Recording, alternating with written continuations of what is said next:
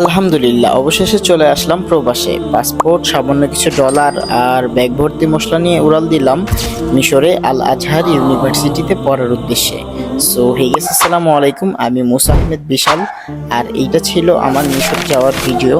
আলহামদুলিল্লাহ, আল্লাহর অশেষ রহমতে 9 ফেব্রুয়ারি 2025 আমি বাংলাদেশ থেকে পাড়ি জমিয়েছিলাম মিশরে আল আজহার ইউনিভার্সিটিতে পড়ার জন্য। বাবা মা, ভাই বোন, আত্মীয় স্বজন সবাইকে বিদায় জানিয়ে আমি চলে এসেছিলাম বিমানবন্দরের ভিতরে। বিমানবন্দরের ভিতরে এসে আমি সামান্য কিছু ভিডিও নিলাম, দেখলাম সামনে মনিটর চলছিল, তো আমি একটু বাইরের দিকে তাকানোর চেষ্টা করলাম, দেখলাম সব কিছুই অন্ধকার একেবারে। তো আমাদেরকে একটি ব্যাগ দিয়েছিল ইজিপ্ট এয়ারলাইন্সের পক্ষ থেকে। ব্যাগটি ছিল খুবই ছোট এবং খুবই সুন্দর। এটির ভিতরে ছিল একটি স্লিপিং মাস্ক, ছিল একটি হেডফোন, ছিল একটি স্মল সাইজের পেন, টুথব্রাশ এবং পেস্ট। আমি খুবই ক্লান্ত ছিলাম, যার কারণে স্লিপিং মাস্ক পরে কিছুক্ষণ বিশ্রাম নিয়ে নেওয়ার চেষ্টা করলাম। কিছুক্ষণ বিশ্রাম নেওয়ার পর বিমানবালা এসে আমাকে জুস এবং আমার মিল্কটি দিয়ে যায়। এই জায়গায় 3টি অপশন রয়েছে। 3টি অপশন হলো বিফ, চিকেন এবং ভেজিটেবল।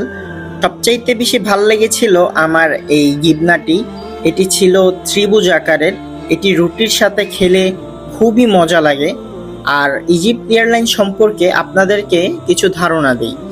ইজিপ্ট এয়ারলাইন্স হচ্ছে একমাত্র এয়ারলাইন্স যেটি ঢাকা থেকে সরাসরি মিশরের কায়রোতে আসে। এছাড়া রয়েছে গালফ এয়ার।